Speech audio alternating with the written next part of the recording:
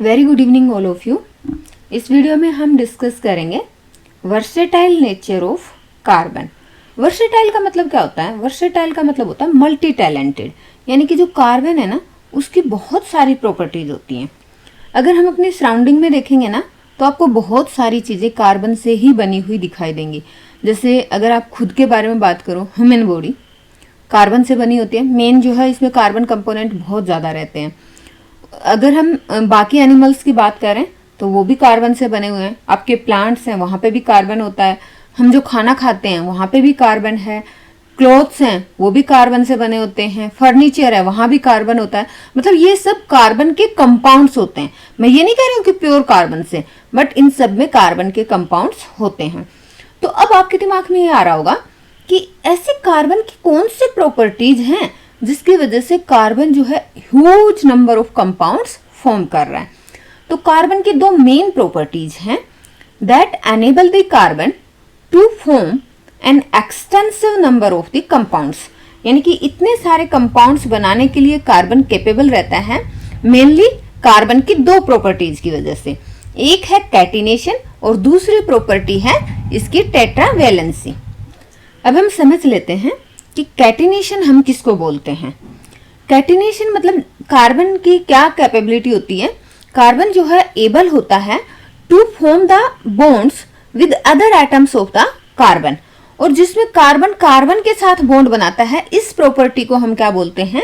Catenation property. अब जैसे आप कार्बन कंपाउंड्स देखोगे तो बहुत सारे ऐसे कंपाउंड्स होंगे जिसमें लॉन्ग चेन ऑफ कार्बन होगा। जैसे कार्बन यहाँ कार्बन से बाउंड है, फिर कार्बन से बाउंड है, फिर कार्बन से बाउंड है ना। तो ये आप देखोगे कि यहाँ भी कार्बन से बाउंड है, यहाँ भी कार्बन से बाउंड है। तो इस तरीके से मतलब एक straight chain, long chain of carbon बन सकती है। कुछ कंपाउंड ऐसे होंगे जहाँ पे ब्रांच्ड चेन होंगी। जैसे यहाँ पे आप देख सकते हैं ब्रांच्ड चेन, ये स्ट्रेट चेन था, अगर इससे कोई ब्रांच निकल जाती है, यहाँ कार्बन आ जाता है, तो आप देखेंगे कि कुछ कंपाउंड ऐसे होंगे जिनमें ब्रांच्ड चेन्स ऑफ कार्बन है, और कुछ ऐसे भी कंपाउंड होंगे जिनमें कार्बन एटम्स साइक्लिक स्ट्रक्चर बनाते हैं, एक क्लोज्ड स्ट्रक्चर बनाते हैं। जैसे यहाँ पे ये साइक्लिक चेन है। इसके अलावा मतलब कार्बन की ये तो प्रॉपर्टी है ही कि वो बहुत अलग अलग तरीके से कार्बन कार्बन अपने आपस में जो बॉन्ड बनाते हैं तो वो अलग अलग तरह के स्ट्रक्चर बना सकते हैं। इसके अलावा जैसे कार्बन कार्बन का जो आपस में बॉन्ड रहता है, they may be linked by single bond, double bond और ट्रिपल बॉन्ड। जैसे यहाँ पे आप देखोगे, यहाँ पे सभी कार्बन कार्बन के बीच में सिंगल बॉन्ड है। यहाँ पे देखोगे आप, यहाँ पे ये जो कार्बन कार्बन है इनके बीच में डबल बॉन्ड है, यहाँ पे सिंगल बॉन्ड है, और यहाँ पे आप देखोगे ये जो दो कार्बन है इनके बीच में कार्बन कार्बन के बीच में ट्रिपल बॉन्ड है। तो ये भी एक कार्बन की खासियत है। पहली खासियत ये कि कार्बन कार्बन आपस में जुड़ के बहुत तरह की स्ट्रक्चर दे सकते हैं कंपाउंड्स को। दूसरा ये कि कार्बन कार्बन के बीच में सिंगल बॉन्ड हो सकता है, डबल बॉन्ड हो सकता है, ट्रिपल बॉन्ड हो सकता है। इसके अलावा अगर हम बात करें सैचुरेटेड कंपाउंड्स और अनसैचुरेटेड कंपाउंड्स ऑफ कार्बन की, तो ऐसे कंपाउंड जहां पे कार्बन कार्बन के बीच में सिंगल बॉन्ड रहता है उन कंपाउंड्स को हम बोलते हैं सैचुरेटेड कंपाउंड्स। इसके अलावा वो कार्बन कंपाउंड्स जहां पे कार्बन कार्बन के बीच में डबल बॉन्ड और ट्रिपल बॉन्ड आ जाता है उन कंपाउंड्स को हम बोलते हैं अनसैचुरेटेड कंपाउंड्स। तो ये जो कैटिनेशन प्रॉपर्टी है इन केस ऑफ कार्बन बहुत हाई रहता है। जो कैटिनेशन है, catenation is in very high extent in carbon compounds, यानी कि जितना कार्बन में कैटिनेशन प्रॉपर्टी है, यानी कि कार्बन की कार्बन से जुड़ने की जो प्रॉपर्टी है, ऐसे ही अगर हम किसी और एलिमेंट की बात करें, बाकी किसी एलिमेंट्स में उस एक्सटेंट तक कैटिनेशन प्रॉपर्टी देखने को नहीं मिलती है। जैसे सिलिकॉन कंपाउंड्स हैं, तो जो सिलिकॉन के कंपाउंड्स हैं वो हाइड्रोजन के साथ बॉन्ड बना के, मतलब उनमें भी एक चेन रहती है, अप टू 7 और 8 एटम्स सिलिकॉन कंपाउंड्स में सिलिकॉन और सिलिकॉन एटम्स की चेन आपको मिल सकती है। लेकिन ये क्या होते हैं, ये कंपाउंड्स रिएक्टिव होते हैं, इनकी स्टेबिलिटी कम होती है। अगर हम बात करें कार्बन कंपाउंड्स की, तो कार्बन कंपाउंड्स में क्या है, कार्बन कार्बन के बीच में स्ट्रॉन्ग बॉन्ड रहता है, तो ये कार्बन के जो कंपाउंड्स है वो स्टेबल रहते हैं।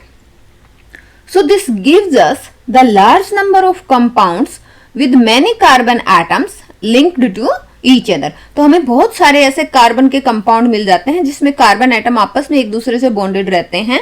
तो उसका रीजन क्या है? क्योंकि जो कार्बन कार्बन के बीच में बॉन्ड है वो बॉन्ड बहुत स्ट्रॉन्ग है, इसलिए कार्बन के कंपाउंड जो है स्टेबल कंपाउंड है। अच्छा, दूसरी जो कार्बन की प्रॉपर्टी है, हमने क्या बताया था? टेट्रावैलेंसी। कार्बन के आउटर मोस्ट शेल में कितने इलेक्ट्रॉन होते हैं? 4 इलेक्ट्रॉन्स। तो carbon has a valency of 4, so it is capable of bonding with 4 other atoms. या तो वो एटम्स आपके कार्बन हो सकते हैं या atoms of the some other monovalent elements.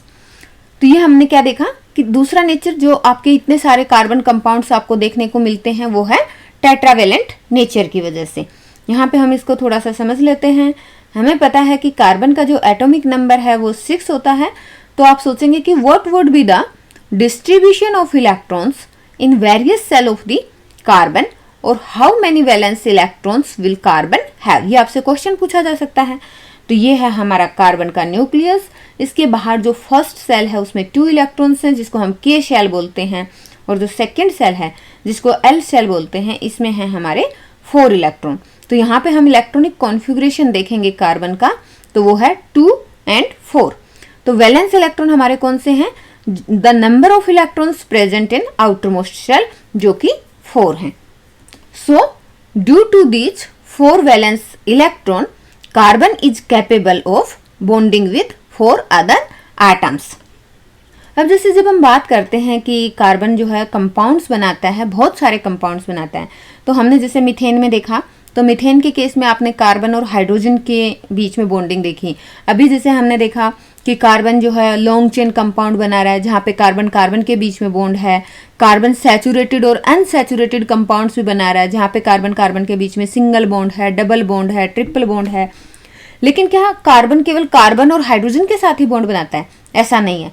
Carbon जो है कैपेबल है to form the bonds with many other elements, जैसे oxygen, hydrogen, nitrogen, sulphur, chlorine and many others. और ये जो अलग अलग कंपाउंड्स बनेंगे उनकी अपनी अलग अलग स्पेसिफिक प्रॉपर्टीज होंगी। अब अगर हम बात करें the bond that carbon forms with most other elements, ये बहुत ही स्ट्रॉन्ग रहते हैं और स्ट्रॉन्ग बॉन्ड होने की वजह से जो कंपाउंड्स हैं वो स्टेबल रहते हैं। One reason for the formation of strong bond by the carbon is its small size। यानी कि जैसे हमने यूं तो कह दिया कि जो कार्बन है वो स्ट्रॉन्ग बॉन्ड फॉर्म करता है, तो उसका रीजन क्या?